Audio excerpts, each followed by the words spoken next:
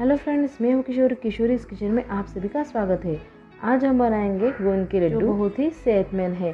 सर्दी के लिए तो ये गुणकारी है और जैसे ही कमर दर्द आपकी भगा देगा, हर एक जो थकान होती है वो भगा देगा, बच्चों के दिमाग को तेज करा देगा। तो चलिए इसकी रेसिपी कैसे बनाते हैं ये देखते हैं। सबसे पहले हम क्या करेंगे, एक कढ़ाई में 1 चम्मच इतना घी डालेंगे। बड़ा चम्मच घी डालना है। थोड़ा सा पिघलने के बाद इसमें मैं डालूंगी 100 ग्राम काजू, जिसे मैंने मिक्सर में बारीक कर लिया है। इसे हम क्या करेंगे, लो फ्लेम पे थोड़ा सा अच्छे से सेक लेंगे। ज़्यादा हमें सेकना नहीं है, सिर्फ इसका थोड़ा सा कच्चापन चला जाए इतना ही हमें सेकना है। 2-3 मिनट में ये अच्छे से तैयार हो जाएगा। तो देखिए अब ये पूरी तरह से रेडी है। हम एक बड़े से परात में इसे निकाल लेंगे।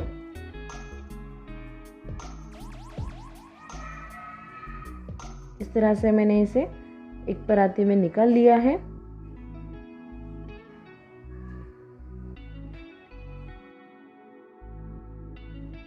फिर उसी कढ़ाई में हम और 1 चम्मच घी डालेंगे और पिघलने के बाद उसमें डालेंगे 100 ग्राम इतना पिस्ता, जिसे और उसे भी मैंने बारीक कर लिया है मिक्सी में।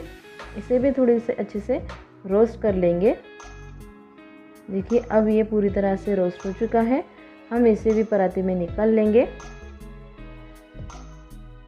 सेम इसी तरह से गैस पे कढ़ाई रख के हम 1 चम्मच घी उसमें डालेंगे और 100 ग्राम बारीक किया हुआ बादाम का पाउडर भी उसमें डाल के उसे अच्छे से रोस्ट कर लेंगे। देखिए अब ये पूरी तरह से रोस्ट हो चुका है। ज़्यादा हमें रोस्ट नहीं करना है, सिर्फ जब तक इसका थोड़ा सा स्मेल आए उतना ही हमें रोस्ट करना है। देखिए इसी तरह से हम इसे अभी निकाल लेंगे। घी में इन्हें रोस्ट करने से इनकी सेल्फ लाइफ जो होती है वो बढ़ जाती है और इसमें टेस्ट भी बहुत ज़्यादा आ जाता है। यहाँ पे मैंने 1 चम्मच और घी डाला है। इसमें हम डालेंगे 100 ग्राम इतना अखरोट का बारीक किया हुआ पाउडर। इसे भी अच्छी तरह से हमें सेक लेना है। देखिए इस तरह से कंटिन्यूसली हमें हिलाते हुए सारे इंग्रेडिएंट्स जो है वो लो फ्लेम पे ही हमें अच्छे से सेक लेना है। इस तरह से हम इसे अच्छे से सेक लेंगे।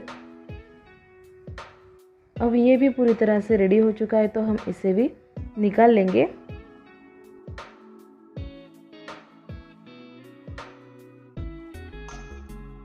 अब हमें कढ़ाई में 2 से 3 चम्मच जितना देसी घी डालना है। उसमें डालेंगे 200 ग्राम इतना सिंगाड़े का आटा। ये किसी भी ग्रोसरी शॉप में आपको मिल जाएगा। इसे भी हमें घी में अच्छे से रोस्ट कर लेना है। ये पूरी तरह से सूखा पाउडर होता है, इसलिए हमें इसे सेकने के लिए थोड़ा सा देसी घी जो है वो थोड़ी सी क्वांटिटी में ज़्यादा लगता है। या इसलिए मैं और 2 चम्मच यहाँ पे 2 देसी घी के ऐड कर रही हूँ और इसे अच्छी तरह से मिक्स कर लेंगे। फिर से हमें इसमें 2 चम्मच इतना देसी घी यूज़ करना है। तो तकरीबन सिंगाड़े का आटा सेकने के लिए यहाँ पे मैंने पूरी तरह से 6 चम्मच इतना देसी घी यूज़ किया है। इसे लो फ्लेम पे अच्छे से हमें रोस्ट कर लेना है। सारे इंग्रेडिएंट्स जो है वो हमें लो फ्लेम पे ही अच्छे से सेक लेने हैं। अब ये पूरी तरह से सेक चुका है, रोस्ट हो चुका है, तो हम इसे अच्छे से पराते में निकाल लेंगे।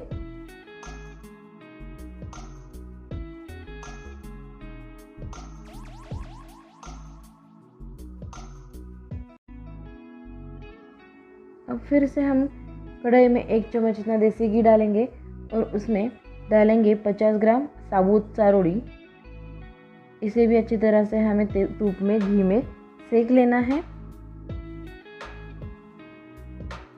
1-2 से 3 मिनट में अच्छे से रोस्ट हो जाएंगे, इसका पूरी तरह से कच्चापन निकल जाएगा। तो अब हम इसे भी पराते में निकाल लेंगे।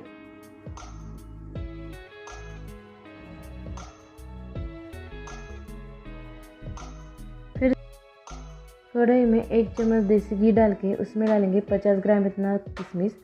इसे पूरा फुलाते हुए बलून के जैसा फूलेंगे, इतनी देर तक हमें इसे अच्छी तरह से इसमें घी में सेक लेना है। देखिए ये पूरी तरह से अब फूलना स्टार्ट हो चुका है। इस तरह से हमें इसे फुलाना है, उसके बाद ही हम इसे निकालेंगे। देखिए ये पूरी तरह से फूल चुके हैं, तो अब हम इसे भी निकाल लेंगे।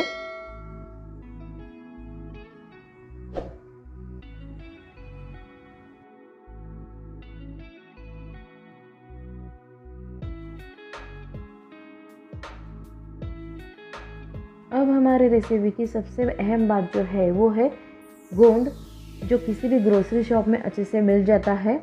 तो यहाँ पे मैंने लिया है मतलब पाव केजी इतना गोंद।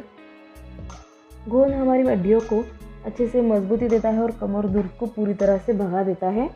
देखिए यहाँ पे हमें क्या करना है, कढ़ाई में थोड़ा सा 3 से 4 टेबलस्पून इतना घी डालना है। इसे अच्छी तरह से थोड़ा सा गर्म होने देना है और फिर एक एक मुट्ठी करके हमें ये गोंद को पूरी तरह से पॉपकॉर्न जैसे फुला देना है।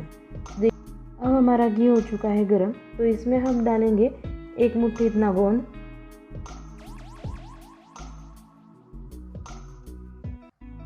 हाई फ्लेम पे हमें इसे अच्छी तरह से फुला देना है। देखिए किस तरह से इसके पॉपकॉर्न बन जाते हैं। याद रखना है कि गोंद को हमें हाई फ्लेम पे फुलाना है। देखिए कितना सफ़ेद सा ये और एकदम से बहुत ज़्यादा बड़ा बड़ा हो गया। इसे हम निकाल लेंगे इस तरह से। इसी तरह से सारे गोंद को हमें अच्छे से घी में पॉप कर लेना है। देखिए यहाँ पे मैंने सब कुछ पॉप कर लिया है। ये पूरी तरह से एकदम से नरम हो जाता है। इस गम का हमें अच्छे से बारीक पेस्ट कर लेना है। तो हम मिक्सी में डाल के इसका अच्छे से पेस्ट कर लेंगे। यहाँ पे देखिए इस तरह से मैंने इसे पेस्ट कर लिया है। अब हम फिर इसे कढ़ाई में 5 से 6 टेबलस्पून इतना घी डालेंगे और इसे मेल्ट करके इसमें डालना है हमें आधा किलो इतना खरीक का पाउडर। यहाँ पे मैंने खरीक का पाउडर ही यूज़ किया था। आप चाहे तो आधा केजी इतना खरीक यूज़ कर सकते हैं। ये वाला यहाँ पे मैंने खरीक का पाउडर यूज़ किया है, ब्लैक वाला। 2 टाइप की खरीक होती है, एक सफ़ेद वाली और एक ब्लैक वाली। तो ब्लैक वाली जो होती है वो ज़्यादा हेल्दी होती है, इसलिए मैंने यहाँ पे ब्लैक खरीक का पाउडर यूज़ किया है। इसे हम अच्छी तरह से लो फ्लेम पे अच्छी तरह से इसे रोस्ट कर लेंगे। धीरे धीरे हिलाते हुए इसे अच्छी तरह से रोस्ट करेंगे। एक 4 से 5 मिनट के लिए हमें अच्छे से इसे हिलाते हुए रोस्ट कर लेना है। देखिए अब ये अच्छे से 4 से 5 मिनट के बाद पूरी तरह से रोस्ट हो चुकी है। तो हम इसे भी पराती में अच्छे से निकाल लेंगे।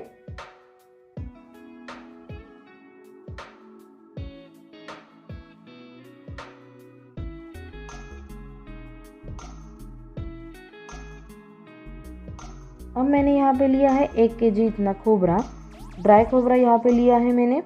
इसे अच्छे से कद्दूकस कर लिया है। इसे भी हम थोड़ा थोड़ा घी डाल के रोस्ट कर लेंगे। इसे ज़्यादा रोस्ट नहीं करना है, सिर्फ इसे थोड़ा सा गरम कर लेना है। एक 2 से 3 मिनट के लिए इसे हिलाते हुए अच्छे से गरम करना है। एक ही बार में ये कढ़ाई में नहीं हो पाएगा, तो हम थोड़ा थोड़ा करके इसे रोस्ट कर लेंगे। देखिए इस तरह से थोड़ा थोड़ा हिलाते हुए हम इसे सेक लेना है। ज़्यादा हमें सेकना नहीं है। अब ये पूरी तरह से 2 से 3 मिनट में पूरी तरह से तैयार है। तो इसे भी हम क्या करेंगे, उसी पराती में निकाल लेंगे। इसी तरह से थोड़ा थोड़ा करके सारा जो खोबरा है वो हम अच्छे से रोस्ट कर लेंगे और पराती में निकाल लेंगे। तो यहाँ पे देखिए सारा खोबरा मैंने यहाँ इस तरह से रोस्ट कर लिया है। अब हमने जो गोंद बारीक कर लिया था उसे भी इसमें डाल के सारे इंग्रेडिएंट्स को अच्छे से मिक्स कर लेंगे।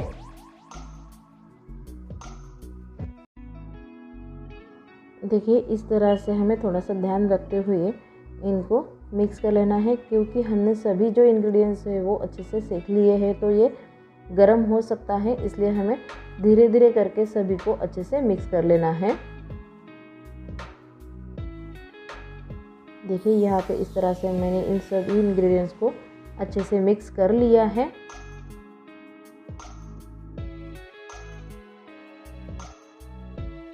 अब मैं यहाँ पे फिर से गैस ऑन करूँगी और कढ़ाई में 1 केजी इतना गुड़ डालूँगी और उसमें डालना है हमें आधा ग्लास इतना पानी और इसे अच्छी तरह से मिक्स कर लेना है। और लो फ्लेम पे ही सारे गुड़ को हमें पूरा पिघलाना है। देखिए इस तरह से हिलाते हुए लो फ्लेम पे सारे गुड़ को हम पिघला देंगे।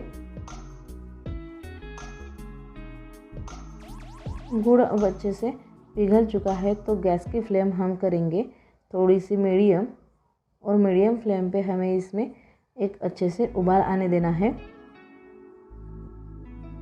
देखिए यहाँ पे अब एक उबाल आना स्टार्ट हो चुका है। इसको हमें पक्का नहीं बनाना है, सिर्फ एक उबाल आने तक ही इसे उबालना है। देखिए यहाँ पे इसमें उबाल आ चुकी है।